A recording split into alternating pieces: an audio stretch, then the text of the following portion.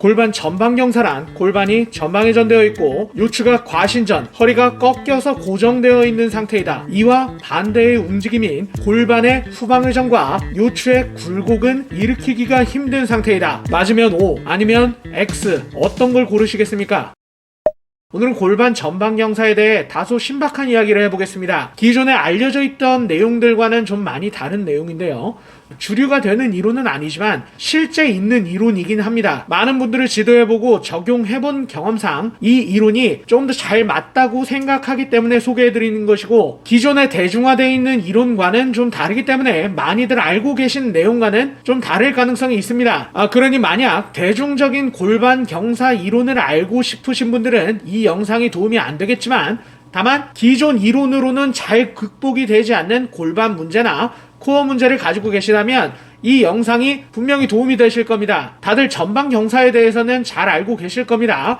골반이 전방 회전되어 고정되어 있는 상태, 반대로 후방 회전은 잘 되지 않는 상태, 거기에 허리까지 과신전된 상태죠.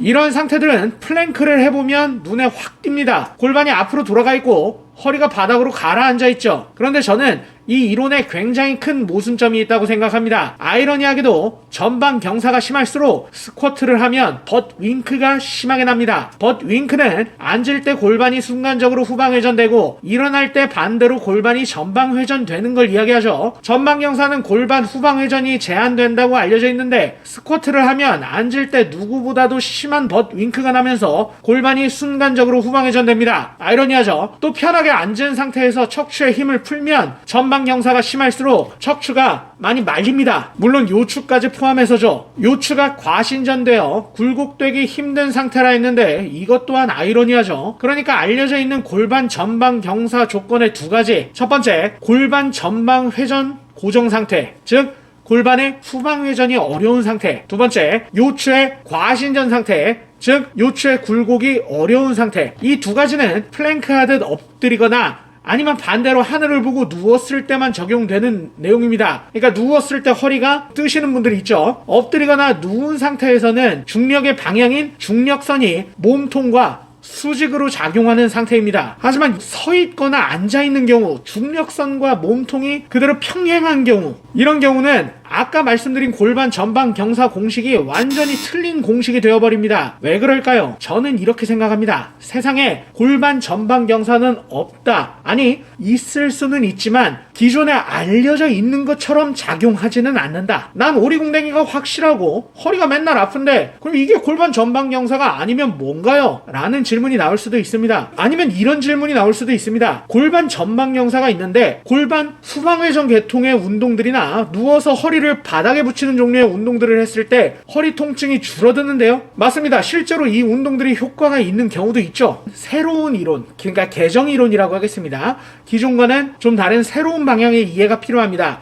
혹시 기능 해박 공부를 다양하게 하신 분들은 이게 접해보신 개념일 가능성이 큽니다. 개정 이론의 핵심 개념입니다. 전방경사와 후방경사는 반대가 아니다. 전방경사, 후방경사 모두 골반 불안정의 결과물일 뿐이다. 중요한 건 골반과 코어의 안정성이고, 이 안정성은 척추의 횡방향 지지력으로부터 나타난다. 이게 무슨 말이냐면 전방경사와 후방경사 모두 결국 골반 불안정이라는 큰 카테고리 안에 있고, 이 안에서 세부 내용만 조금씩 서로 달라진다는 것입니다. 그럼 골반 불안정은 왜 오느냐? 척추의 횡방향 지지력을 잃었기 때문입니다. 횡방향 지지력이란 척추 하부를 리프팅 벨트처럼 감싸주는 힘, 복횡근의 힘으로부터 상당히 많이 나옵니다. 파티용 긴 풍선을 생각해보세요. 이 풍선을 벨트처럼 조이듯 옆에서 누르면 풍선이 위아래로 길어집니다. 그리고 두 번째, 벨트의 힘이 작용하는 한 앞이나 뒤로 풍선을 꺾기가 힘들어집니다. 우리 몸으로 따졌을 때 이 풍선은 척추이고 벨트는 복횡근입니다. 복강 내압을 이야기할 때 핵심 근육이죠. 벨트를 조였을 때 풍선이 길어지듯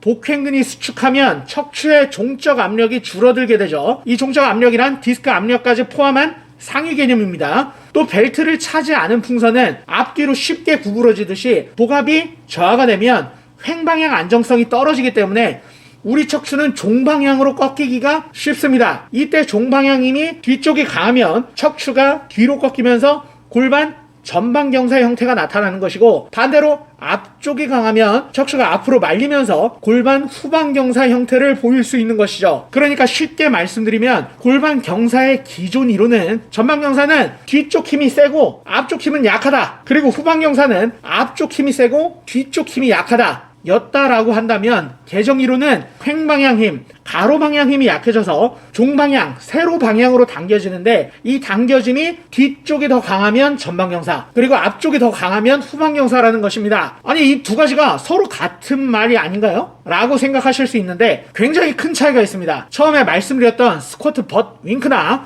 편하게 앉았을 때 허리가 말리는 현상, 이런 점들은 기존 이론인 전방경사와 후방경사가 서로 반대다라는 논지로는 도저히 설명할 수가 없습니다. 하지만 개정 이론으로는 설명할 수가 있죠. 횡방향 힘의 저하를 종방향으로 보상한다.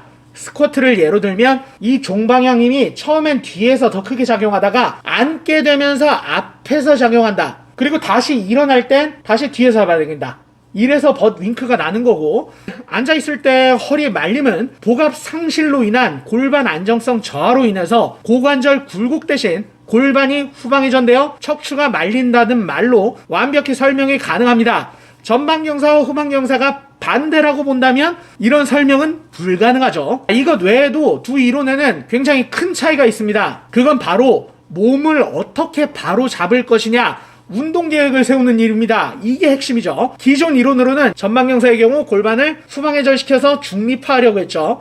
하지만 이게 효과가 없는 것뿐만 아니라 심지어 허리 통증이 더 심해지신 분들도 계셨을 겁니다. 개정 이론으로 설명하면 횡방향 힘이 약해져서 뒤쪽 종방향 힘으로 보상하는 게 전방경사의 형태인데, 이걸 바로잡기 위해서 앞쪽을 당겨버린다. 그러면 우리가 이렇게 만약에 여기가 뒤고 이쪽이 앞이라고 해볼게요. 뒤 이렇게 돼 있는 상태죠. 뒤에가 눌리고 앞에는 벌어지고, 그러면 앞에를 당기게 될 경우 이렇게 중립화가 될 것 같죠. 하지만 현실은 둘 다 달라붙습니다. 이게 제가 우기는 게 아니라 물리적으로도 근육 기능적으로도 충분히 가능한 내용입니다. 그러니까 뒤쪽에 당겨져서 눌린 형태를 앞쪽을 당겨서 풀 수 있다는 보장이 없는 것이죠. 자, 다시 본론으로 돌아가겠습니다. 그러면 개정 이론으로 봤을 때 골반 전방 경사를 어떻게 바로잡을 것이냐, 무작정 골반을 후방회전시키는 게 아니라 척추의 횡방향 지지력을 먼저 획득한 후에 불필요한 종방향 장력을 제거해 줄 겁니다. 자, 이론은 다소 복잡했지만 제가 언제 여러분께 어려운 운동 알려드린 적이 있습니까? 이론은 이해하지 못하셔도 좋습니다. 그냥 따라 하시면 됩니다. 시작하겠습니다. 자, 배를 깔고 엎드립니다. 침대가 있으면 침대 밑으로 발이 내려오게 해주시면 더욱 좋습니다. 침대가 없으면 그냥 발끝을 바닥에 대주시면 됩니다. 주먹을 쥐고 양손을 포개서 이마나 턱에 대주세요. 둘 중에 목의 힘이 잘 풀리는 쪽에 대주시면 됩니다. 호흡을 천천히 마시고, 호흡을 다 마시면 천천히 끝까지 뱉어줍니다.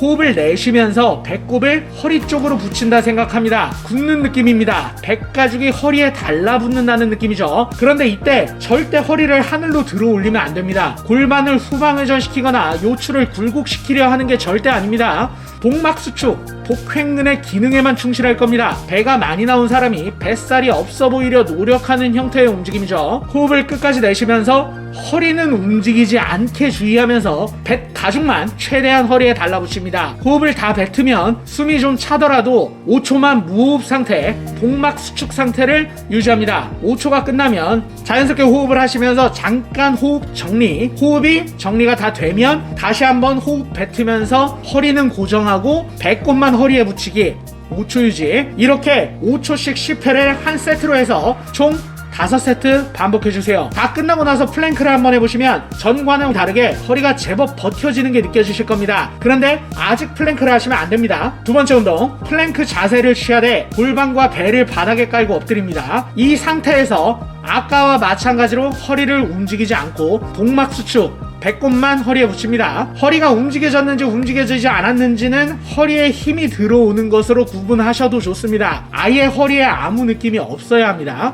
배에 힘이 제법 들어오고 허리에 아무 느낌이 없다면 이제부터 허리에 달라붙어 있는 배꼽이 허리를 밀고 올라간다고 생각합니다. 이때 골반을 들어 올리면 안 됩니다. 허리라는 천장에 달라붙은 배꼽이 천장을 뚫고 올라간다고 생각하는 겁니다. 그러면 굉장히 힘겹게 코어가 먼저 들어 올려질 텐데요. 최대한 올릴 수 있을 때까지 올리되 골반이 아닌 코어, 배꼽이 허리를 뚫고 올라가 주는 겁니다. 최대한 올릴 수 있을 때까지 올리면 다시 원 위치로 내려오시면 됩니다. 이때 만약 너무 수월하게 골반이 늘리는 느낌이 들면 배꼽을 든 게 아니라 골반을 든 것이니 다시 아주 천천히 복막수축, 허리를 고정하고 배꼽을 먼저 허리에 다 붙이고 나서 배에 힘이 완전히 들어오면 그 뒤에 배꼽이 허리를 뚫고 올라간다고 생각해 주세요. 코어에는 힘이 많이 들어가지만 허리에는 아무 느낌이 없는 상태가 되어야 합니다. 이렇게 끝까지 올라갔다 내려오기를 천천히 5회씩 5세트